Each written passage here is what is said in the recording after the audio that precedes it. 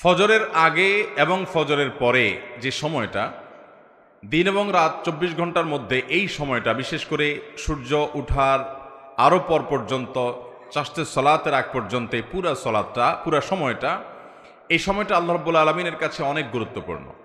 কোরআনে কারিমে আল্লাহ তাআলা অনেক সময়ের নামে শপথ করেছেন এবং অনেক বস্তুর নামে শপথ করেছেন। আল্লাহ তাআলা তিনি কোনো কথা বলার জন্য শপথ করার কোনো দরকার নাই। আমরা সাধারণত শপথ করি কেন? যে আমার কোনো কথা এটা যদি কেউ বিশ্বাস না করে, অবিশ্বাস্য কোনো কথা বলতে হলে আমরা শপথ করে বলি আল্লাহর শপথ, এর মানে আমার কথাটা সত্য। আল্লাহ রাব্বুল আলামিনের কথা তো লা রাইবা ফিহ, তার কথার ব্যাপারে কোনো সন্দেহ করার সুযোগ নাই। তারপরও তিনি শপথ করে মাঝে মধ্যে অনেক কথা কোরআনে বলেছেন। কেন? যেন আমরা বুঝতে পারি যে যেই কথা আল্লাহ তাআলা শপথ করে বলেছেন ওই কথাটা এত গুরুত্বপূর্ণ যে আমরা সাধারণত বললে শপথ করা ছাড়া বলতাম না। এটার গুরুত্ব বোঝাবার জন্য শুধুমাত্র তিনি শপথ করেছেন, না হলে শপথ তার করার কোনো প্রয়োজন ছিল না। দ্বিতীয়ত, আল্লাহ তাআলা যে বস্তুর নামে, তার যে সৃষ্টির নামে শপথ করেন, ওই সৃষ্টিটারও বিশেষ মর্যাদা তার কাছে আছে।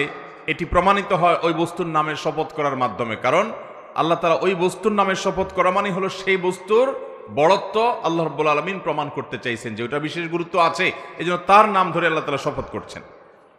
কিন্তু আল্লাহ ছাড়া আর কারোর জন্য, অর্থাৎ আমাদের জন্য শপথ করতে হলে আল্লাহ ছাড়া আর কারোর নামে, কোনো ব্যক্তি বা কোনো বস্তুর নামে শপথ করা জায়েজ নাই। নবী করিম সাল্লাল্লাহু আলাইহি ওয়াসাল্লাম বলেছেন, মান আরাদা আন ইয়াহলিফা ফালইয়াহলিফ বিল্লাহি আও লিয়াসমুত। যে ব্যক্তি শপথ করতে চায়, যে ব্যক্তি কসম কাটতে চায়, সে আল্লাহর নামে কসম করবে, আর না হলে চুপ থাকবে। আল্লাহ ছাড়া কারোর অন্য কিছুর নামে শপথ করবে। আমাদের দেশে তো অনেক আইটেমের শপথ আছে। যারা গাড়ি চালায় তারা স্টিয়ারিং হুইল ছুঁয়ে শপথ করে, আছে না নাই? স্টিয়ারিং হুইল ছুঁয়ে শপথ করে না? আবার যারা দোকানদার, অনেক দোকানদার আছে ক্যাশ বাক্স ছুঁয়ে শপথ করে, আছে কি না? অনেকে আছে নিজের সন্তানের মাথা ছুঁয়ে শপথ করে, আছে না নাই? অনেকে আছে নিজের মাথা ছুঁয়ে শপথ করে, অনেকে আছে দেশের মাটি ছুঁয়ে শপথ করে। এরকম বহু তালের শপথ আমাদের দেশে আছে না নাই? অথচ এগুলোর কোনোটাই কোরআন এবং হাদিসের আলোকে বিশুদ্ধ কোনো শপথ নয়, এগুলো নিষিদ্ধ। শপথ শুধুমাত্র হবে কার নামে? আল্লাহর নামে। আল্লাহ রাব্বুল আলামিন তার বিভিন্ন সৃষ্টির নামে শপথ করেছেন, সেটি একমাত্র আল্লাহর জন্য, আল্লাহর বিষয়। কিন্তু আল্লাহ নিজেই বিধান দিয়েছেন আমাদেরকে তার নবীর মাধ্যমে যে আল্লাহ ছাড়া কারোর নামে আমরা শপথ করব। আল্লাহ রাব্বুল আলামিন কোরআনে কারীমের বেশ কয়েকটি জায়গায় সকালের সময়টার নামে শপথ করেছেন, অনেক জায়গায়। আপনি অবাক হবেন, কোরআনে কারীমের এক দুই জায়গা নয়, বেশ অনেকগুলো জায়গায় আল্লাহ রাব্বুল আলামিন এই একটি সৃষ্টির নামে শপথ করেছেন। অন্য কোনো বিষয় এরকম সচরাচর পাওয়া যায় না যে গোটা কোরআন জুড়ে আল্লাহ রাব্বুল আলামিন এই একটি বিষয়ের নামে অনেক জায়গায় শপথ করেছেন, এরকমটি পাওয়া যায় না।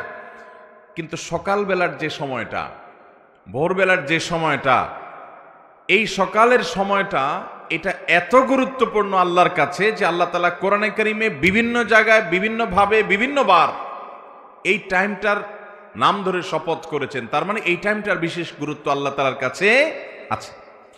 কোথাও আল্লাহ তাআলা বলেছেন ওয়াস-সুবহি ইযা তানাফাস, সকালের শপথ, যখন সে সকাল বিকশিত হয়, উদ্ভাসিত হয়, আস্তে আস্তে আলোকিত হতে হতে দিনের দিকে পরিপূর্ণভাবে চলে যায়, সেই সকালের শপথ, অর্থাৎ দিনের প্রথম অংশের শপথ।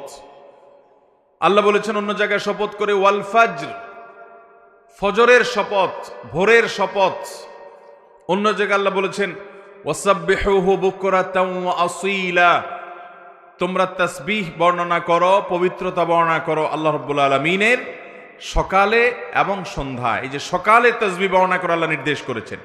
অন্য জায়গায় আল্লাহ বলেছেন ওয়াসাব্বিহ বিহামদি রাব্বিকা বিল আশিয়্যি ওয়াল ইবকার, আর তুমি তোমার রবের প্রশংসা মাখা তাসবিহ এটা বর্ণনা করো সন্ধ্যা এবং সকালে। সকাল এবং সন্ধ্যা অর্থাৎ দিনের শুরু এবং দিনের শেষ বা রাতের শুরু, এই সময়গুলো আল্লাহর কাছে অতীব গুরুত্বপূর্ণ। এর ভিতরে বিশেষভাবে গুরুত্বপূর্ণ হলো সকালের সময়টা।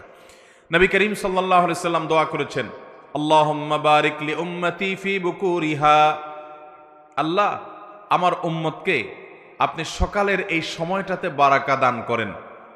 নবী সাল্লাল্লাহু আলাইহি সাল্লাম নিজে বরকতের দোয়া করেছেন আমাদের জন্য কোন সময়ে? সকালের সময়। অতএব মোহতারাম হাজরিন, একজন ইমানদারের কাছে দিন এবং রাত 24 ঘন্টার মধ্যে বিশেষ তাৎপর্য এবং গুরুত্বপূর্ণ সময় হলো সকালের সময়টা। এজন্য এই সকালের সময়টাতে আল্লাহ রাব্বুল আলামিন আমাদেরকে অনেকগুলো কর্মসূচি দিয়েছেন, অনেকগুলো ডিউটি ইসলামে দেওয়া হয়েছে। তার ভিতরে সবচেয়ে বড় ডিউটি হলো ফজরের সালাত জামাতের সাথে পুরুষরা, আর মহিলারা বাসায় ওয়াক্ত মতো সুন্দর করে আদায় করা। এটা হলো সকালের সবচেয়ে প্রধান ডিউটি। অথচ সকালের এই আমলটা আমাদের সমাজে বেশিরভাগ মুসলমানদের জানা করাটা কঠিন হয়ে যায়, ঠিক কিনা বলেন?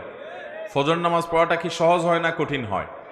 অথচ আল্লাহ রাব্বুল আলামিন ফজরের নামাজ পড়াটাকে আমাদের জন্য সুন্নত করেছেন না নফল? এই ফরজটা শুধু সাধারণ ফরজ নয়।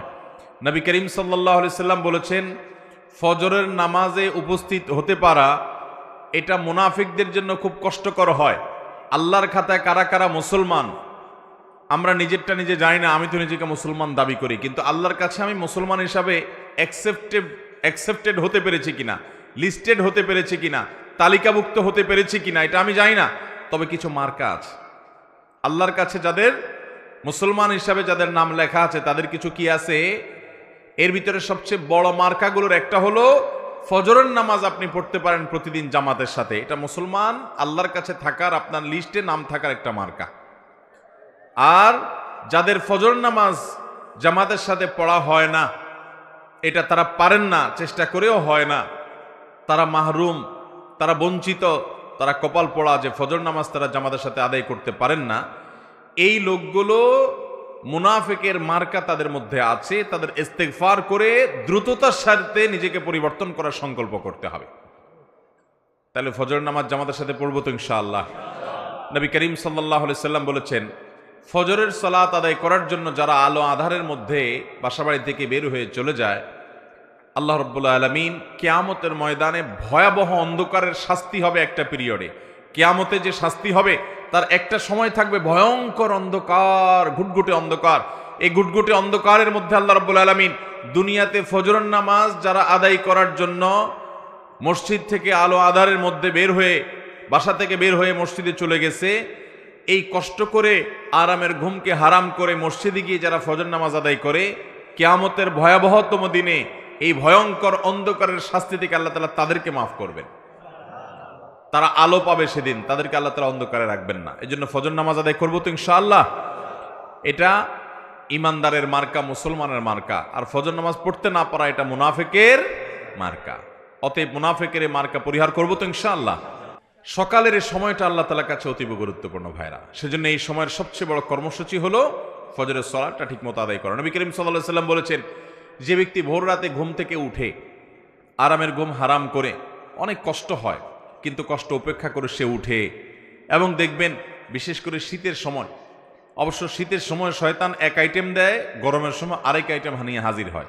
শীতের সময় শয়তান বলে, এত আরামের ঘুম, মাত্র কম্বলটা গরম হয়েছে, এখন এই কম্বল ফেলে উপরে বাহির হলে ঠান্ডা শেষ হয়ে যাব, পানিও ঠান্ডা, বাহিরেও ঠান্ডা, মসজিদের পথে যেতেও শীত লাগবে, কষ্ট হবে, শয়তান উঠতে দেয় না।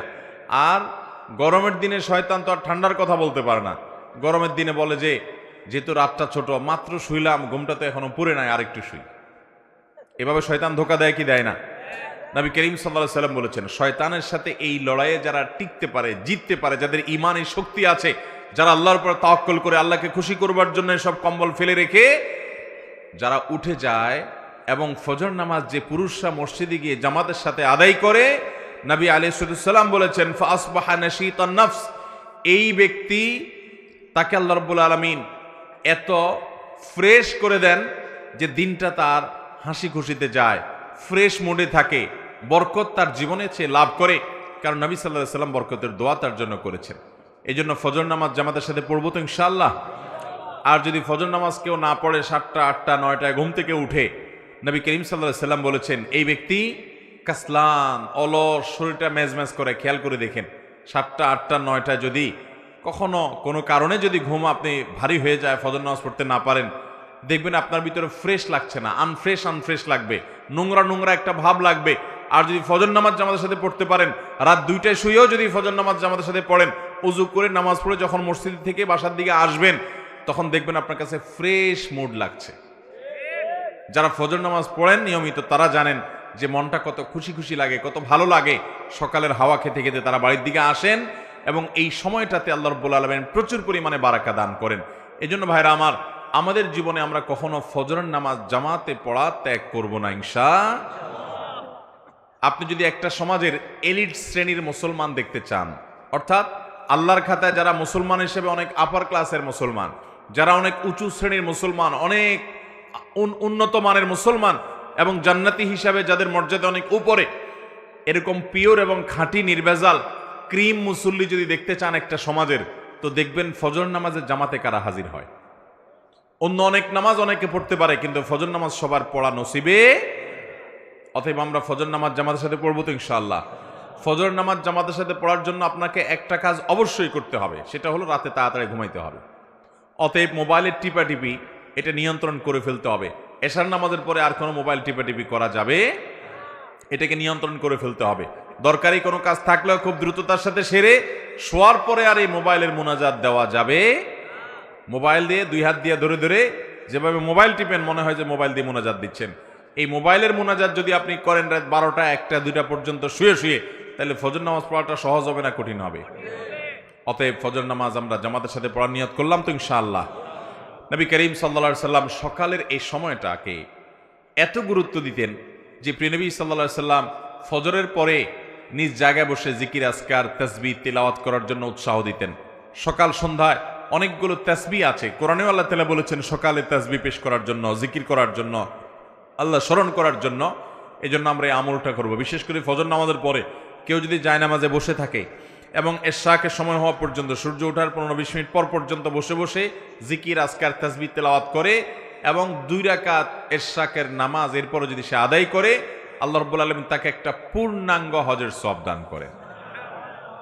এবং আল্লাহ রাব্বুল আলামিনের এই বিশাল বড় নেয়ামত এবং পুরস্কার লাভের জন্য নবী করিম সাল্লাল্লাহু আলাইহি সাল্লাম এবং সাহাবায়ে কেরাম ফজরের পরে বসে জিকির আজকার করতেন।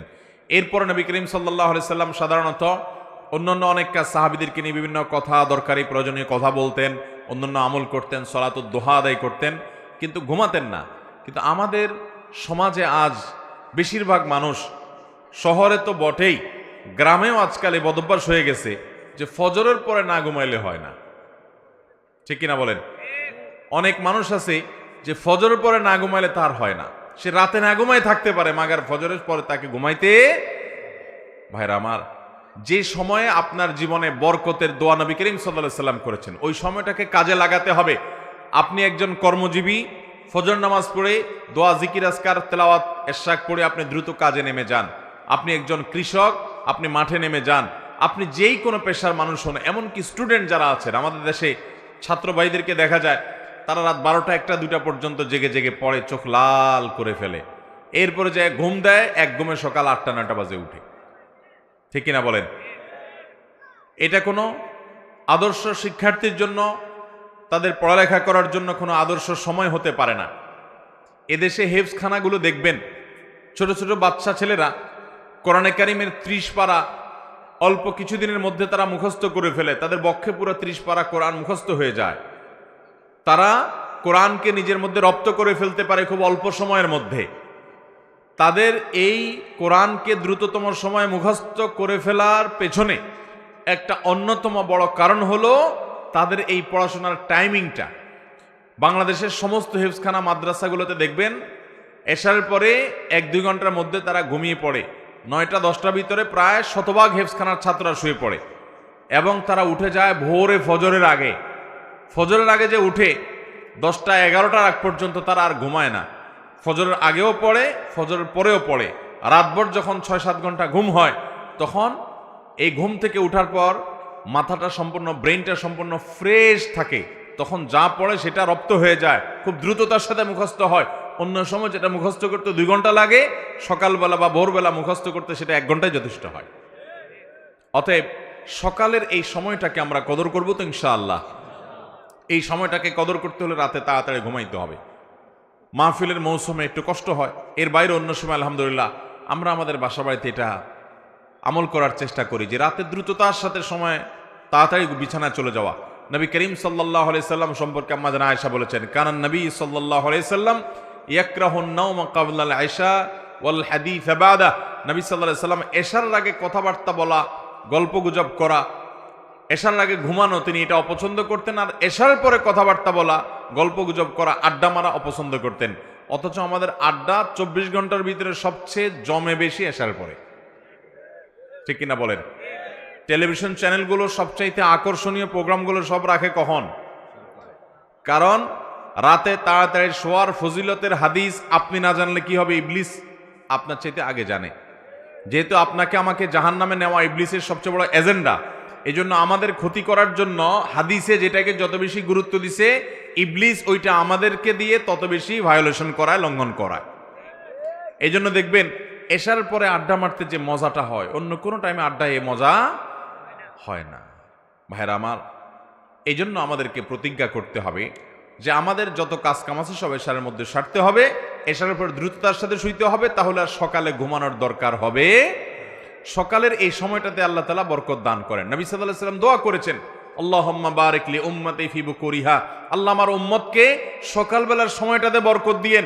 যে সময় আল্লাহর নবী বরকতের দোয়া করেছেন, ওই সময় আপনি ব্যবসা করলে ব্যবসায় বরকত হবে, আপনি কৃষি কাজ করলে সেখানে বরকত হবে, আপনি পড়ালেখা করলে সেখানে বরকত হবে, আপনি আমল করলে, জিকির আজকার তেলাওয়াত করলে সেখানে বরকত হবে।